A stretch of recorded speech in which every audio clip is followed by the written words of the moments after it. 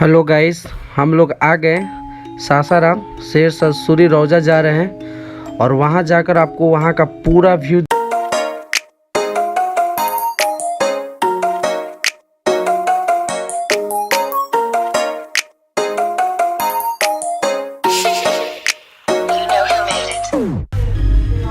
Welcome guys, NP rider channel में आपका स्वागत है। चलिए मैं आपको शेर शाह सूरी के कुछ इतिहास के बारे में आपको बताते हैं विस्तार से।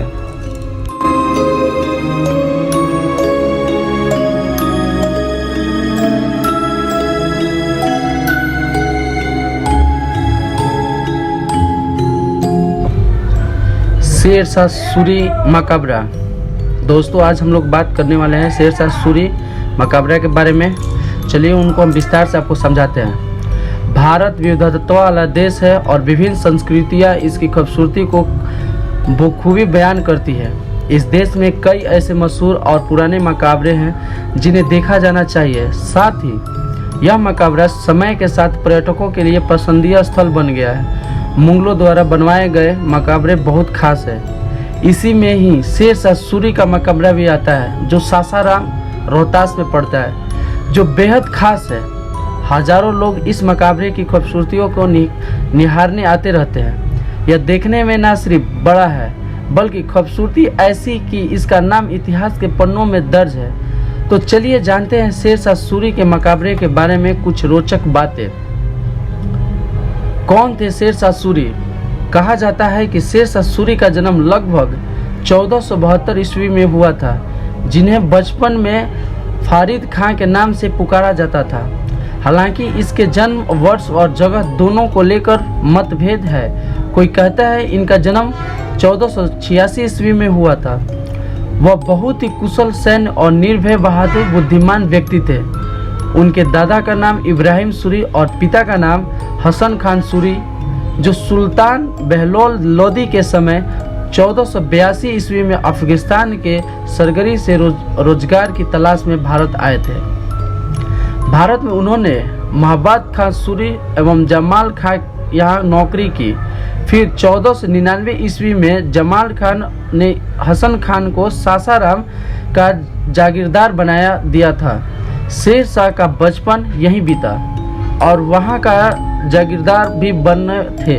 फिर सन 1540 में शेर शाह ने दिल्ली की गद्दी पर बैठे हिंदुस्तान पर लगभग 5 साल तक राज किए।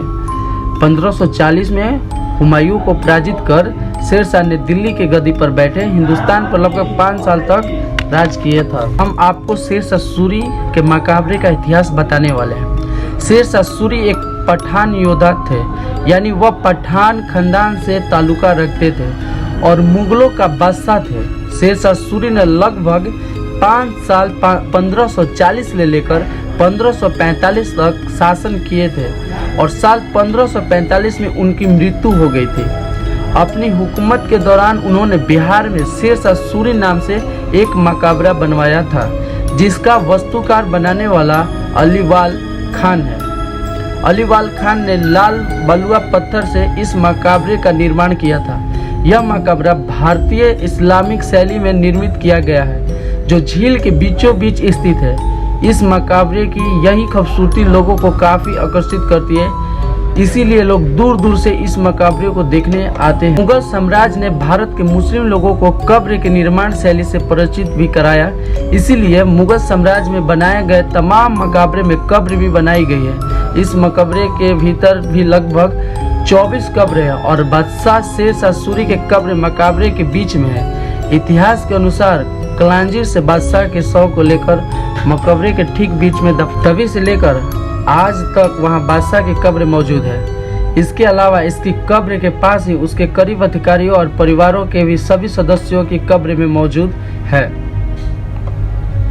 हजारों लोग इस मकबरे की खूबसूरती को दूर दूर से निहारने आते रहते हैं। अगर हम इसकी खूबसूरती के साथ वास्तुकला की बात करें तो यह मकबरा 3 मंजिला बना हुआ है और यह ऊपर से कंगारू द्वार मुंडेर से घिरा है। मकबरे के अंदर दक्षिण पूर्वी दिशा के गलियारों से सीढ़ियां भी बनाई गई है ताकि आसानी से ऊपर नीचे किया जा सके। इसके अलावा मकबरा का मुख्य गुंबद के चारों ओर अष्टभुज के किनारों पर 8 स्तंभ वाले गुंबज बनाए गए हैं। दीवारों और गुंबज के भीतर भाग को कुरान के शैली लेखों से भी उकारा गया है। साथ ही उन्हें सुंदर और रुचिपूर्ण पुष्प डिजाइनों से भी सजाया गया है। अगर हम इस मकबरे की ऊंचाई की बात करें तो इस मकबरे की ऊंचाई चबूतरे के ऊपर से कुल 120 फीट है और पानी से इसकी ऊंचाई लगभग 150 फीट है। साथ ही इस मकबरे की नक्शी एवं शिल्पकार पर्यटकों का अफगान शेष सूरी का मकबरा सप्ताह के हर दिन खुलता है। यहाँ सभी पर्यटक सुबह 10 बजे से शाम 5 बजे तक प्रवेश की अनुमति है। टिकट की कीमत की बात कर ले तो मकबरे को घूमने के लिए टिकट की कीमत बहुत कम है। सभी भारतीयों के लिए टिकट उतने कम है। सभी भारतीयों के लिए टिकट की कीमत सिर्फ 25 रुपया प्रति व्यक्ति और विदेशियों के लिए प्रति व्यक्ति 100 रुपया है। साथ ही 15 साल से कम उम्र के बच्चों के लिए कोई टिकट नहीं है। मकबरे तक कैसे पहुँचे? सासाराम शेरशाह का मकबरा बिहार के रोहतास जिला के मुख्यालय सासाराम में स्थित है। यहाँ जाने के लिए आपको सासाराम पूर्व मध्य रेलवे के पंडित दीनदयाल उपाध्याय जंक्शन या गया जंक्शन के रेलवे स्टेशन की ट्रेन लेनी होगी। इसके अलावा अगर आप राष्ट्रीय राजमार्ग वाराणसी से आते हैं तो वहाँ से यह 130 किलोमीटर दूर स्थित है। हवाई जहाज मार्ग से आने के लिए आप वाराणसी, पटना या गया एयरपोर्ट के टिकट करवा सकते हैं। फिर वहां से सड़क मार्ग से आसानी से आ जा सकते हैं। अगर आपकी इतिहास में रुचि है तो आप एक बार यह मकबरा जरूर घूमें। आपको यह लेख अच्छा लगा हो तो इसे शेयर करें जरूर। साथ ही आप मेरे वीडियो पे नए हैं तो मेरे चैनल को सब्सक्राइब करें। इसी तरह अन्य लेख पढ़ने के लिए जुड़े रहे आपकी अपनी यूट्यूब चैनल NP राइडर से।